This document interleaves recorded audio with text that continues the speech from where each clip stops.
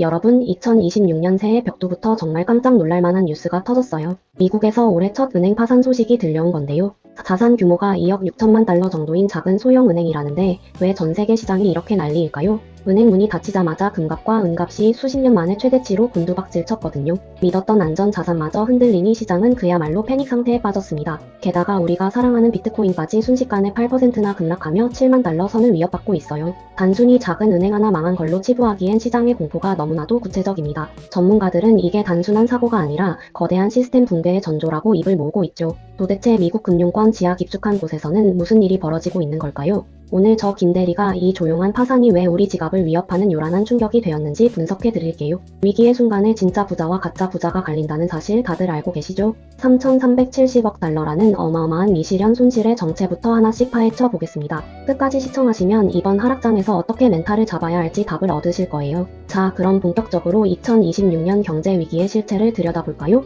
사실 이번에 문을 닫은 메트로폴리탄 캐피털 은행은 규모만 보면 아주 작은 곳이에요. 일리노이주 당국이 금요일 밤에 전격적으로 폐쇄 결정을 내리면서 사태가 시작됐죠. FDIC, 그러니까 미국 예금보험공사가 예금을 다른 은행으로 넘기면서 조용히 마무리하려 했어요. 그냥 평소처럼 있는 일상적인 정리 절차입니다 라고 발표하며 시장을 안심시키려 했죠. 그런데 문제는 이 소식이 전해진 타이밍이 정말 최악이었다는 점이에요. 은행이 무너진 바로 그날 시장은 이미 트리플 쇼크라는 거대한 파도를 맞고 있었거든요. 안전자산의 대명사인 금과 은 가격이 레버리지 청산과 함께 수직 낙하하기 시작했습니다. 투자자들이 빚을 내서 투자했던 물량들이 강제로 팔려나가면서 하락을 부채질한 거죠. 비트코인도 예외는 아니었어요. 위험을 피하려는 심리가 극에 달하며 순식간에 급락했죠. 한때 8% 가까이 빠지면서 7만 달러 중반선까지 밀려나자 코인 투자자들은 큰 충격에 빠졌습니다. 겨우 은행 하나 망한 건데 왜 이렇게까지 반응하냐고요? 시장은 지금 신호를 읽고 있는 거예요.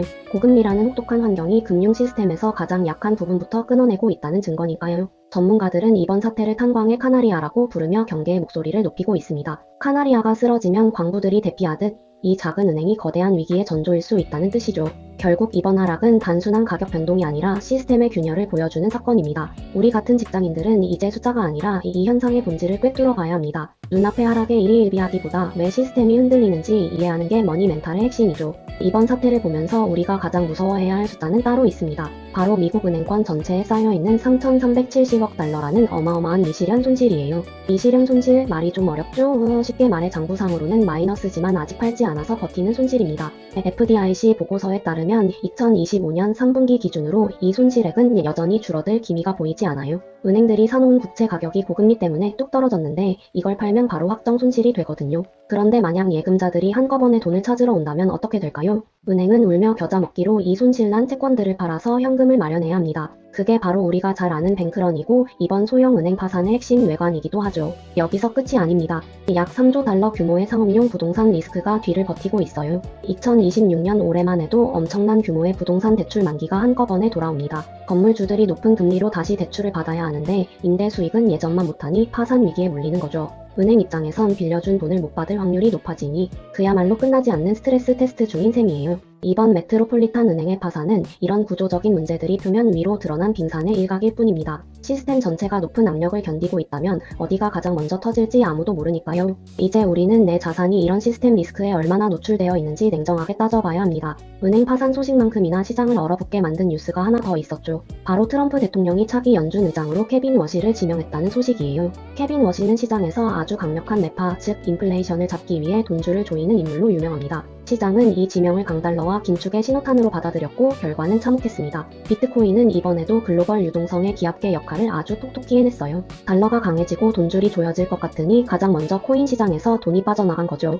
비트코인이 한때 8만 달러 아래로 붕괴하며 7만 달러 중반까지 밀린 이유가 바로 이겁니다. 여기서 우리는 비트코인의 숙명적인 딜레마를 마주하게 됩니다. 비트코인은 기존 금융 시스템의 대안으로 태어났지만 역설적으로 그 시스템의 돈풀기에 가장 민감하게 반응하거든요. 유동성이 풍부할 땐 디지털 금처럼 치솟다가도 돈줄이 막히면 가장 먼저 버려지는 위험 자산이 되는 셈이죠. 트럼프는 비트코인 우호적이라더니 왜 이런 사람을 뽑았지?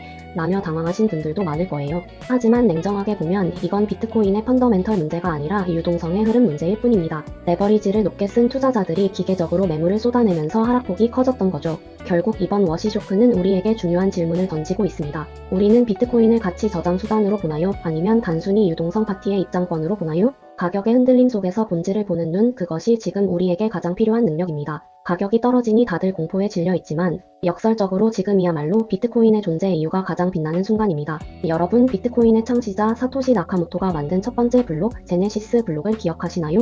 그 블록에는 2009년 당시 영란은행의 두 번째 구제 금융에 관한 기사 제목이 새겨져 있었습니다. 기존 금융 시스템이 무너질 때마다 세금으로 은행을 살려야 하는 이 불합리한 구조를 비판하며 등장한 거죠. FDIC가 이번에도 우리가 보호해주겠다며 발빠르게 나섰지만 이건 결국 시스템 유지 비용이 어마어마하다는 증거일 뿐이에요. 중앙통제기관의 신뢰가 무너지는 순간 우리가 기댈 곳은 결국 수학적 알고리즘뿐이라는 게 사토시의 생각이었죠. 지금의 은행 파산 사태는 비트코인이 왜 제3자의 신뢰가 필요 없는 시스템이어야 했는지를 다시금 증명하고 있습니다. 물론 지금은 시장 유동성 때문에 가격이 출렁이지만 이건 비트코인의 결함이 아니라 과정일 뿐이에요. 사토시가 꿈꿨던 세상은 단순히 코인 가격이 오르는 세상이 아니었습니다. 누구의 허락도 필요 없고 누구도 마음대로 찍어낼 수 없는 완전한 소유를 꿈꿨던 거죠. 지금처럼 시스템의 균열이 보일 때마다 우리는 이 제네시스 블록의 정신으로 돌아가야 합니다. 가격 차트의 붉은 선에 일희일비하기보다는 내가 왜 이 자산을 선택했는지 그 본질을 질문해보세요. 시스템이 흔들릴 때 누군가는 도망치지만 준비된 사람은 그 균열 사이에서 기회를 봅니다. 이제 우리는 공포를 넘어 새로운 금융의 시대를 준비하는 멘탈을 갖춰야 할 때입니다.